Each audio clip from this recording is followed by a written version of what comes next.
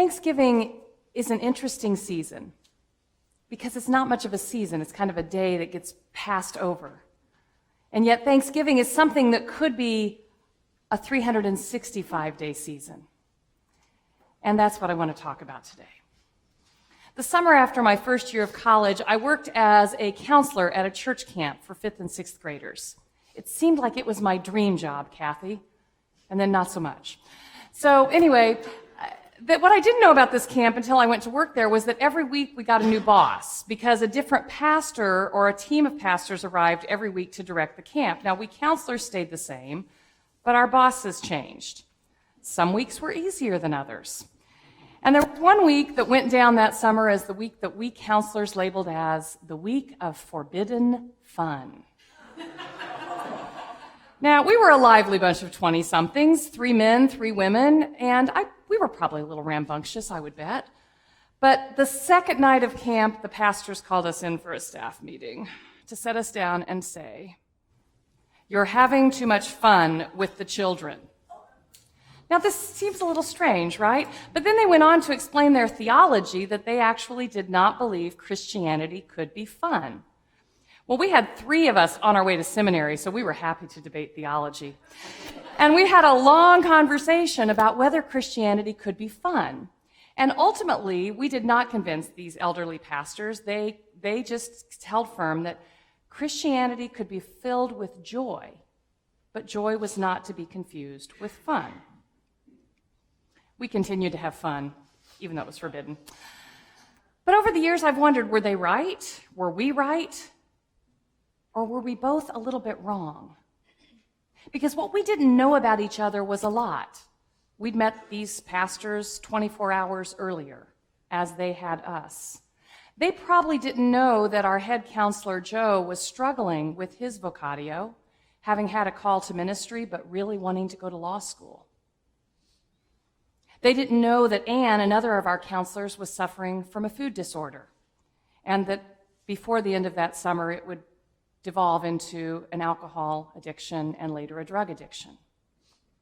They didn't know that Mona, our triathlete in the crowd, who could outswim any of us, was really having trouble counseling young middle school girls when she had been hated by the middle school girls who thought she was too masculine and athletic all those years before.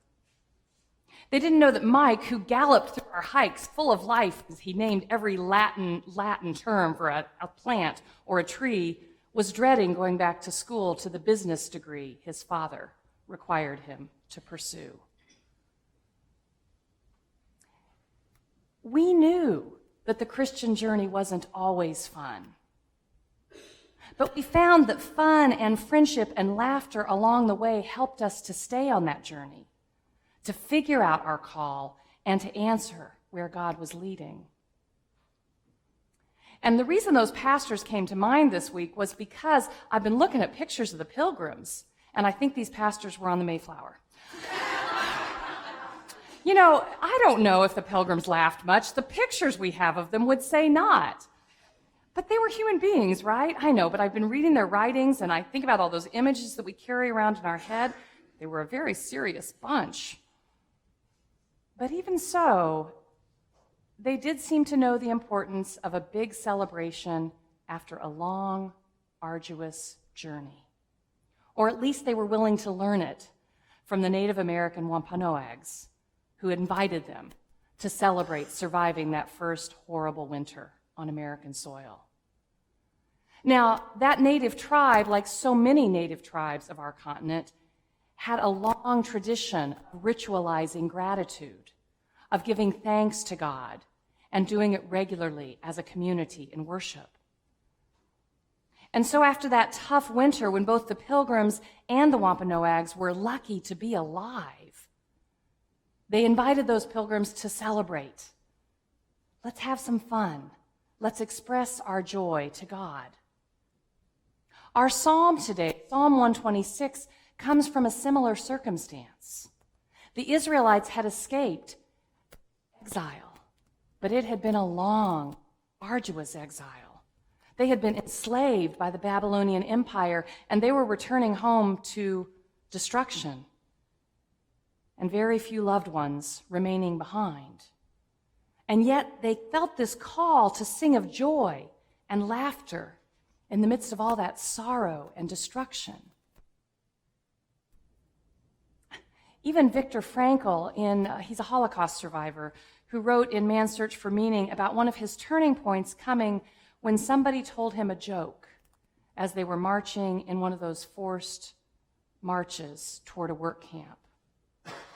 He writes, "We stumbled on in the darkness, over big stones and through large puddles along the one road leading from the camp. The accompanying guards kept shouting at us and driving us with the butts of their rifles. Anyone with very sore feet supported himself on his neighbor's arm. Hardly a word was spoken. The icy wind did not encourage talk. Hiding his mouth behind his upturned collar, the man marching next to me suddenly whispered, 'Ha, if our wives could see us now.' I do hope they are better off in their camps and don't know what is happening to us." But that brought thoughts of my wife to my mind, and as we stumbled on for miles, slipping on icy spots, supporting each other time and again, dragging one another up and onward, nothing else was said, but we both knew we were thinking of our wives. Occasionally, I looked at the sky where the stars were fading and the pink light of morning was beginning to spread, but my mind clung to my wife's image, imagining it with an uncanny acuteness.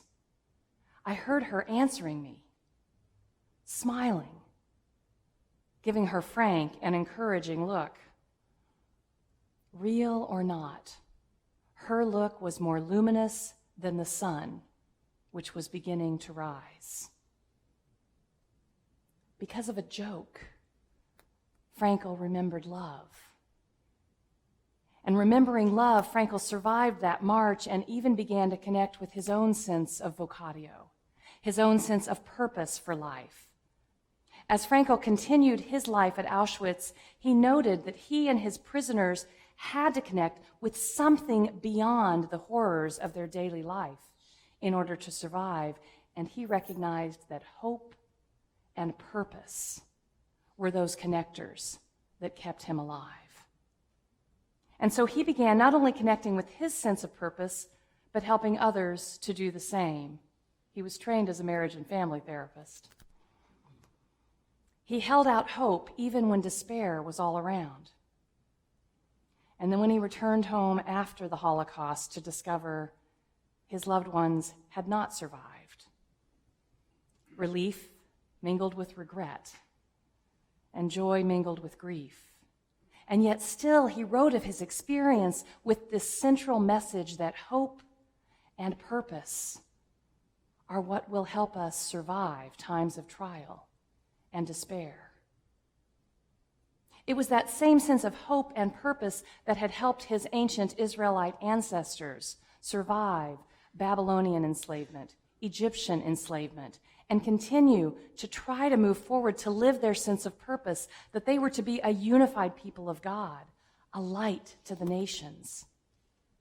It's that same sense of purpose you read about when you read the writings of those early American pilgrims, the first Congregationalists on our soil, who survived an overcrowded, storm-battered Mayflower. Oh, the ship sounds so beautiful, but it was ugly. And then the vicious first winter where disease and death haunted their steps. And yet that sense of purpose and hope did not die. William Bradford wrote these words about that sense of call. "From my years, young in days of youth, God did make known to me his truth, and called me from my native place for to enjoy the means of grace. In wilderness he did me guide, and in strange lands for me provide.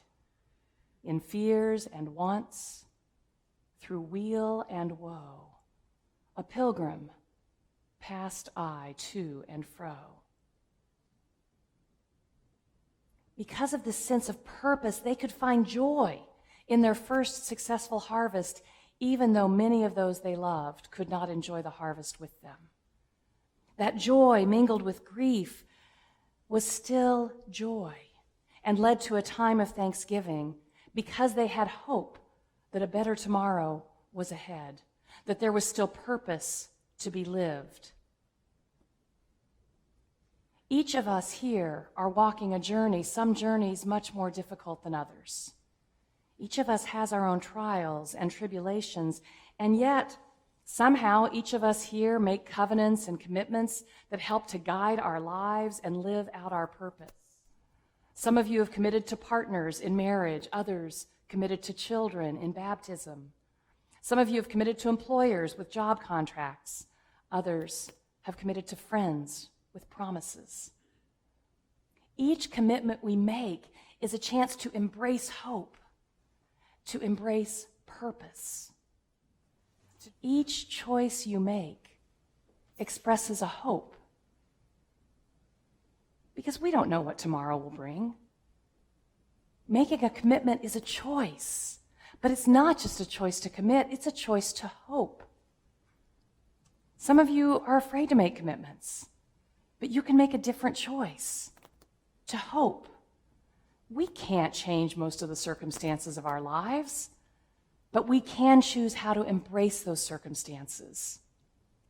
And when we choose to embrace them with hope, joy will come calling.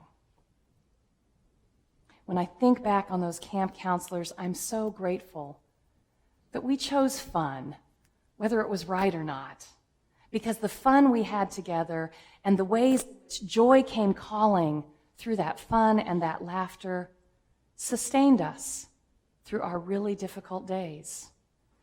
Those old pastors weren't completely wrong, but I think they underestimated the strength of joy and the way in which it does come bubbling up in laughter and fun. Don't you think there had to have been a joke or two when they couldn't speak the same language on that first Thanksgiving day? How'd they know to pass the turkey?